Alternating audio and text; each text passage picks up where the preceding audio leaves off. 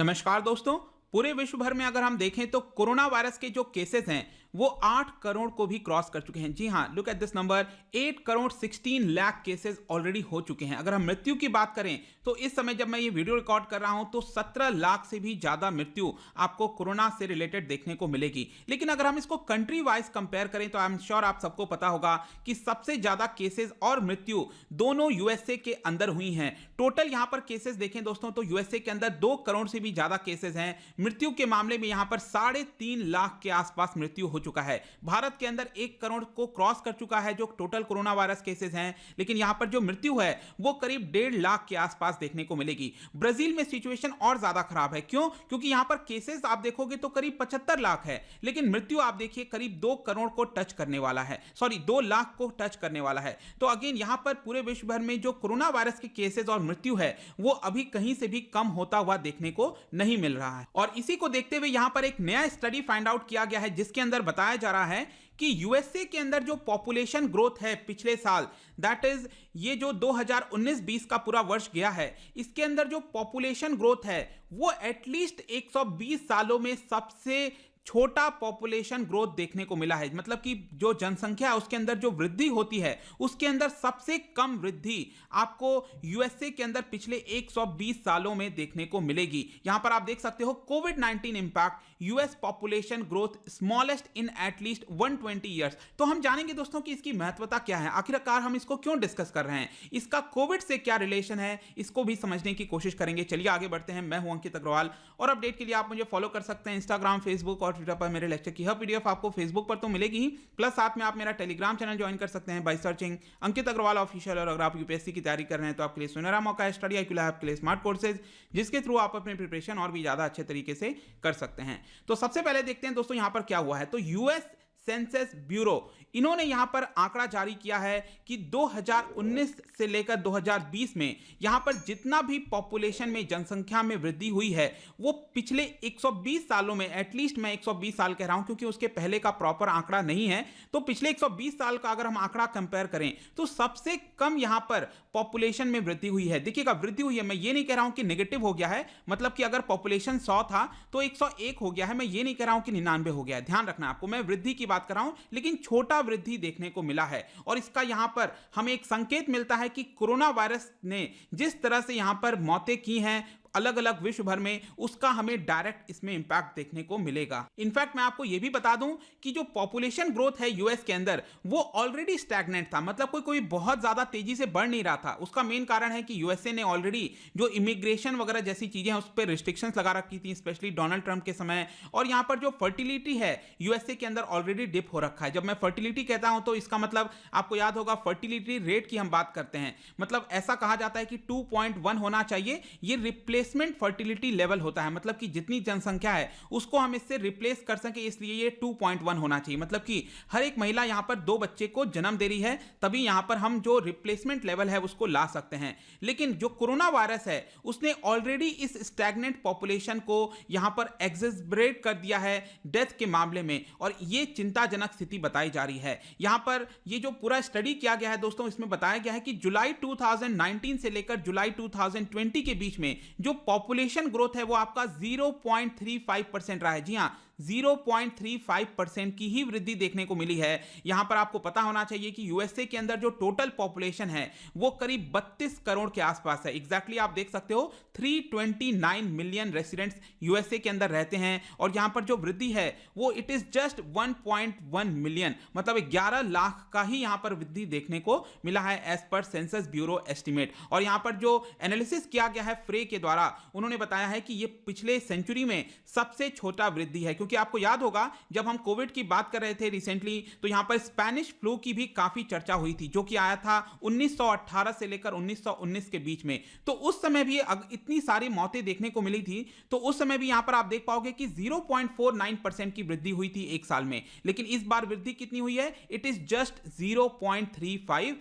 Percent. और यहां पर अगर आप पॉपुलेशन देखना चाहते हो, वृद्धि दर देखना चाहते हो पिछले 200 सालों का, आप देख सकते हैं। देखिए यहां पर हर एक साल का वृद्धि दर नहीं दिया है, हर 10 साल का वृद्धि दर बताया है। मतलब कि यहां पर 23% की जो वृद्धि है दोस्तों, वो पिछले 10 साल का बता रहा है। वैसे ही आप यहां पर देख पाओगे कि 2020 में जो पॉपुलेशन है यूएस के अंदर, इट इज 329 मिलियन, जैसा कि मैंने आपको यहां पर बताया। और जो वृद्धि है लगातार आप देख सकते हो गिरता गया है, 19%, 13%, 11%, 10, 8, और ये लगातार गिरता ही जाएगा, ऐसा एस्टिमेट लगाया जा रहा है। और 2060 आते आते 400 मिलियन पॉपुलेशन होगा यूएस के अंदर। अब यूएस के अंदर भी आपको पता है अलग अलग राज्य हैं, तो कौन से रीजन में यहां पर पॉपुलेशन डिक्लाइन हुआ है, कहां पर इंक्रीज हुआ है। तो आपको याद होगा जब कोविड की चर्चा हो रही थी, तो यहां पर जो नॉर्थ ईस्ट का पूरा रीजन है यूएस के अंदर, ये वाला पार्ट हो गया, जो मिड वाला रीजन हो गया, यहां पर पॉपुलेशन डिक्लाइन देखने को मिला है। और ये जो वेस्टर्न साइड वाला अगर आप थोड़ा देखोगे, और जो सदर्न साइड है, यहां पर पॉपुलेशन थोड़ा सा इंक्रीज हमें देखने को मिलता है। स्पेशली यहां पर आपको अलग अलग राज्य जो हैं, जैसे इडाहो हो गया, वहां पर सबसे ज्यादा इंक्रीज हुआ है 2.1% का। ये आप देख पाओगे, ये है आपका ये वाला स्टेट है इडाहो, और यहां पर 2.1% का इंक्रीज हुआ है। उसके बाद एरिजोना, नवाडा, ये आप देख सकते हैं, ये एरिजोना है, नवाडा है यहां पर। उसके बाद ऊटा हो गया। इसके अलावा यहां पर आप देख पाओगे टेक्सास है, यहां पर थोड़ा थोड़ा इंक्रीज देखने को मिला है। तो जो वेस्टर्न साइड है और ये जो टेक्सास है, यहां पर सदर्न साइड हो गया, इंक्रीज देखने को मिला है। अगर पॉपुलेशन लॉस्ट की बात करें कि कौन से राज्य में पॉपुलेशन की कमी आई है, तो जितने भी राज्य हैं, 50 स्टेट्स हैं यूएस के अंदर, उसमें से 16 स्टेट्स के अंदर जो पॉपुलेशन है वो डिक्रीज हुआ है, जिसमें कैलिफोर्निया भी शामिल है। लेट मी टेल यू, ये जो कैलिफोर्निया आप वेस्टर्न साइड में देख रहे हो, ये सबसे ज्यादा आबादी वाला देश है, करीब 39 मिलियन पीपल रहते हैं यहां पर। और इसी में आपको पता होगा रिसेंट जो इलेक्शन हुआ था, उसमें कांग्रेस के अंदर जो सीट है, टोटल 55 सीट्स आपको कैलिफोर्निया में देखने को मिलेंगी। अब यहां पर कोरोना वायरस का इस पॉपुलेशन ग्रोथ पर क्या इंपैक्ट आया है उसको देखते हैं दोस्तों। क्योंकि यूएस के अंदर अक्सर चर्चा हो रही थी कि न्यूयॉर्क के अंदर काफी बड़ी संख्या यहां पर घटी है, सबसे ज्यादा मौतें अगर आप देखोगे तो न्यूयॉर्क कहां पर है आप देख सकते हैं, ये जो वेस्टर्न साइड है यहां पर आपको मिलेगा, ये है आपका न्यूयॉर्क सिटी। ध्यान रखिएगा, न्यूयॉर्क सिटी भी है और एक कहते हैं न्यूयॉर्क स्टेट, जैसे अलग अलग राज्य हैं, वैसे ये आप देख पा रहे हो, ये आपका न्यूयॉर्क स्टेट, इसी का यहां पर एक हिस्सा है, इसको कहा जाता है न्यूयॉर्क सिटी। न्यूयॉर्क सिटी कई सारे आइलैंड्स, जैसे कि लॉन्ग आइलैंड हो गया, वहां पर स्थित आपको देखने को मिलेगा। तो न्यूयॉर्क के अंदर ये जो पूरा राज्य है, वहां पर सबसे ज्यादा मृत्यु देखने को मिली थी, और करीब बताया गया कि 1,26,000 जो रेसिडेंट्स हैं उसके अंदर डिक्लाइन आया है। मतलब कि इतना संख्या घटा है, 0.65% की कमी आई है पॉपुलेशन ग्रोथ की बात तो आप छोड़िए, कमी यहां पर देखने को मिली है। और यहां पर आप देख पाओगे कि 2016 से लगातार पॉपुलेशन गिर रहा था, लेकिन पिछले साल का जो आपका गिरावट है वो सबसे ज्यादा हुआ है। उसके बाद इलिनॉइस हो गया, हवाई हो गया, वेस्ट वर्जीनिया, अलग अलग राज्य आप यहां पर देख सकते हो। ये है आपका वेस्ट वर्जीनिया, ये जो आप देख रहे हो, यहां पर मिसिसिपी हो गया, यहां पर पॉपुलेशन आपको डिक्लाइन देखने को मिलेगा। अब इसकी इंपॉर्टेंस क्या है, हम इसके बारे में क्यों डिस्कस कर रहे हैं दोस्तों। जैसे कि आपको पता होगा हमारे देश में भी क्या हुआ था कि 1971 के बाद जो लोकसभा है उसमें जितने नंबर ऑफ सीट्स हैं उसको फ्रीज कर दिया गया था, फिर 2001 में फ्रीज किया गया और 2026 तक ये फ्रीज किया जा चुका है। तो आपको पता है कि डीलिमिटेशन कमीशन होता है जो कि पॉपुलेशन के आधार पर कितना एक राज्य में सीट होगा, जैसे कि उत्तर प्रदेश के अंदर टोटल 80 लोकसभा सीट है। तो अगर यहां पर पॉपुलेशन के आधार पर वापस से डीलिमिटेशन होता है तो ऐसा माना जा रहा है कि यूपी के अंदर पॉपुलेशन ग्रोथ देखने को मिला है, इसलिए यहां पर सीट की संख्या, लोकसभा के अंदर सीट की संख्या उत्तर प्रदेश को और ज्यादा हो सकती है। और यही सेम चीज यूएस के अंदर भी होता है।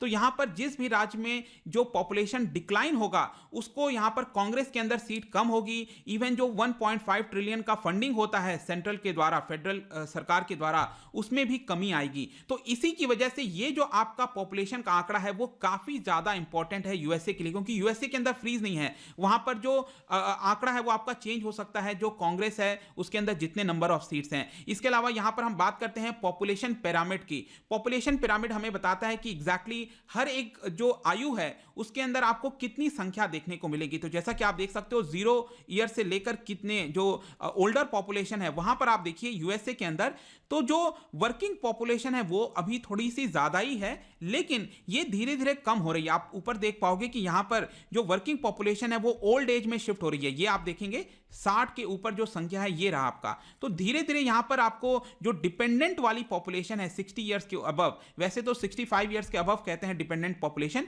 लेकिन आप इसको देख सकते हैं कि लगातार इसकी संख्या बढ़ती जाएगी और अगर यहां पर पॉपुलेशन कम हुआ तो हो सकता है कि आगे यूएसए को दिक्कत हो जाएगा, क्योंकि किसी भी देश को अपना जो डेमोग्राफिक डिविडेंड अगर वो लूज कर जाता है, जैसे जापान अगर हम बात करें, ऑलरेडी उसकी बहुत बड़ी जनसंख्या डिपेंडेंट हो चुकी है, उसकी वजह से वहां पर उनके पास वर्किंग एज पॉपुलेशन नहीं है। इसके अलावा अगर आप इसको जस्ट कंपेयर करिए भारत और चाइना के साथ, तो भारत के पास इस समय काफी बड़ी संख्या है वर्किंग एज पॉपुलेशन की। आप देख सकते हो 15 ईयर्स से अब आप देखिए यहां से लेकर और 65 ईयर्स तक आप क्लियरली देख पाएंगे कि यहां पर जो पॉपुलेशन है हमारी काफी बड़ी संख्या है। और इस समय मीडियम अगर संख्या की बात करें, जो आयु है वो 29 ईयर्स है, तो हमारी वर्किंग पॉपुलेशन काफी ज्यादा है, जिसकी वजह से हमें इसका फायदा उठाना चाहिए, लेकिन इसके लिए स्किल डेवलपमेंट की आवश्यकता है। लेकिन दूसरी तरफ चाइना का आप देख सकते हो कि उसकी बड़ी संख्या ओल्ड एज पॉपुलेशन में कन्वर्ट हो रही है, जिसकी वजह से चाइना को चिंता की बात है। हमारे लिए भी चिंता होगी 2050-60 के बाद से, जब हमारी भी ये वाली पॉपुलेशन